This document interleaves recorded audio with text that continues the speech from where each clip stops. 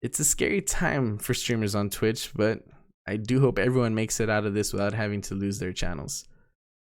Good luck, everyone.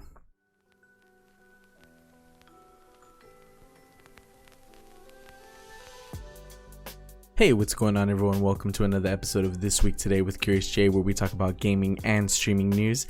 I am your host, CuriousJ. Do appreciate y'all being here. Let's get straight into this week's episode, y'all.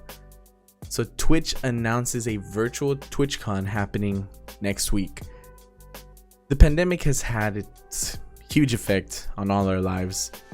And one of the things we've lost in the process is being able to attend events like PAX, BlizzCon, and of course, TwitchCon, which I completely understand.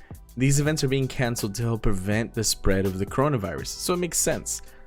Thankfully, Twitch, like many of the other events that got canceled, have gone virtual. It announced that its flagship conference, TwitchCon, will be happening online this year, except it's not called TwitchCon. It's now called GlitchCon, and it's happening on November 14th. So Twitch ran an ad on Twitter saying, "Important announcement from Twitch. Numerous glitches have been observed on Twitch. In this particular universe, those glitches were caused by, yes, a portal to another dimension. If GlitchCon is anything like TwitchCon, it'll show off the site's artists, cosplayers, and communities. TwitchCon is the streaming platform's signature event, and its main function is to bring its numerous communities of streamers and fans together. Here's hoping the online version can achieve something similar."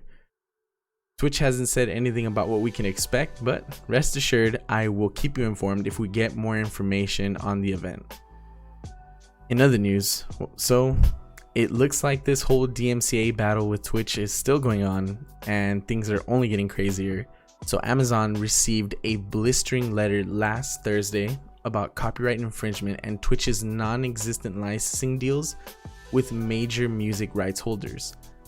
The letter was signed by organizations including the Recording Industry Association of America, which is the RIAA, I'm sure by now you've heard of them, the Recording Academy, the National Music Publishers Association, the American Association of Independent Music, and more. So this document accuses Twitch of allowing streamers to play copyrighted music without getting the proper licensing to do so. Music copyright is a complicated subject. If you want to play music to audio-visual content, which is streaming, you need at least 2 different licenses to do it legally: a synchronization license and a mechanical license, which, if you can imagine, would be very hard to come by. About a week ago, Twitch sent out a notice informing thousands of streamers that they had infringed copyright and that the platform was deleting the offending videos. The letter to Amazon appears to be the next step by the RIAA in a campaign to make a case that Twitch isn't abiding by the terms of the Digital Millennium Copyright Act, which governs copyrights online. That could open it up to be sued for copyright claims, and this has all happened before. It's nothing new. Media companies sued YouTube between 2007 and 2009 on the same grounds, which led to the creation of a content fingerprinting system the company still uses to root out copyright infringement. On YouTube, rights holders can now collect the ad revenue on a copyrighted video if they choose to do so, and can take infringing channels down. The legal wrangling over licenses suggests the RIAA is angling for something similar with Twitch. The letter also blasted Twitch's new soundtrack tool, which separates music from the audio-visual stream and strips it out of archived broadcasts. So that was actually a really cool announcement on Twitch's side. It sounded like something that would really help out streamers in playing music, which was something through their company. Really cool idea, right? Well, the groups that sent the letter say they're confounded by Twitch's apparent stance that neither sync nor mechanical licenses are necessary for its soundtrack tool. In response, Twitch provided a statement that contends that the company is supporting the music economy by paying royalties to performing rights organizations, the publishing side of the music business.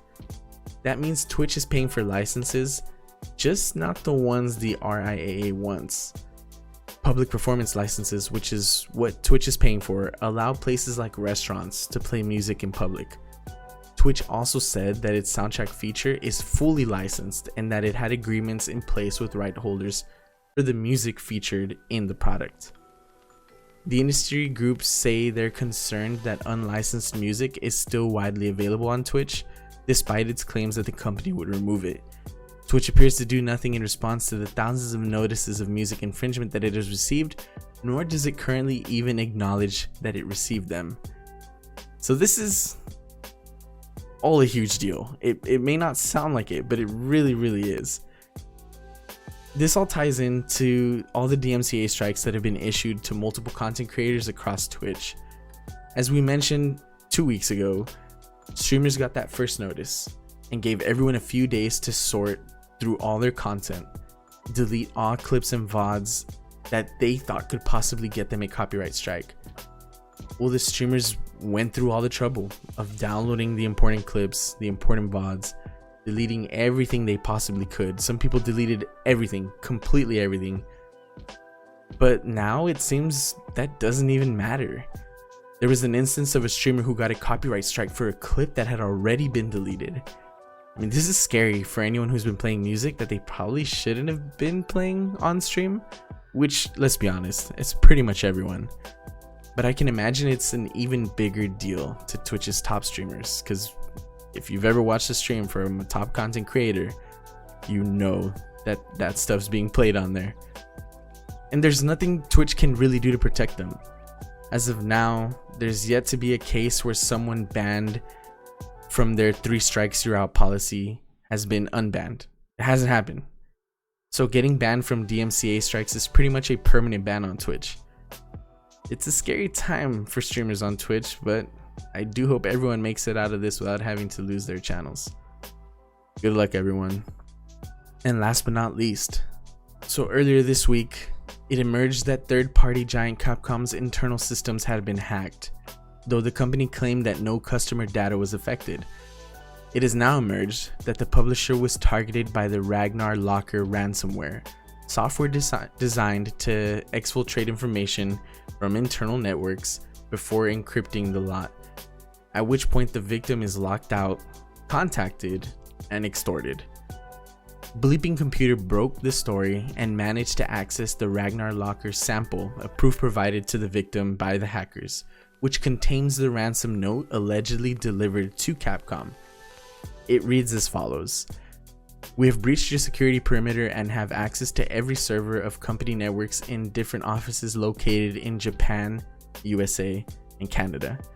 So we have downloaded more than a terabyte of volume of your private sensitive data, including accounting files, banking statements, budget and revenue files classified as confidential, tax documents, intellectual property, proprietary business information, clients and employees' personal information such as passports and visas, incident acts, corporate agreements and contracts, non-disclosure agreements, confidential agreements, sales summaries.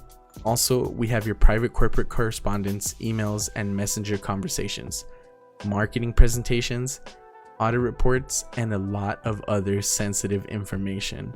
Like, what more can they have?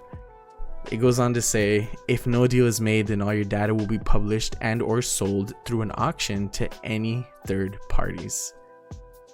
According to malware researcher Pancake, the hackers are demanding 11 million in Bitcoin for a decryptor key. Such a sum roughly equates to another big Ragnar Locker hack announced yesterday of the drink makers Campari, whereas ZDNet reports the demand is around 15 million for that one. Yikes. The independent malware hunter team also confirmed that Ragnar Locker is behind the Capcom hack, while adding that both hacks had the same digital signature. There is no word whether Capcom has actually paid the ransom or not, but I can imagine this is a pretty scary situation to be in. I'm sure Capcom has the money, but that's also a lot of money for anyone to dish out, especially for this kind of situation. Like, no one wants to go through this. But that's gonna be it for this week's video, guys. I do appreciate y'all hanging out. It means a lot to me. If you like what you see, feel free to like and subscribe. It'll greatly help out the channel. I'm going to continue to make these videos. We're almost at the 1 year mark where I promised we would get. And don't get me wrong, we're not stopping there. Just a personal goal I have. Till next time, everyone, take it easy. And as always, stay curious. Peace.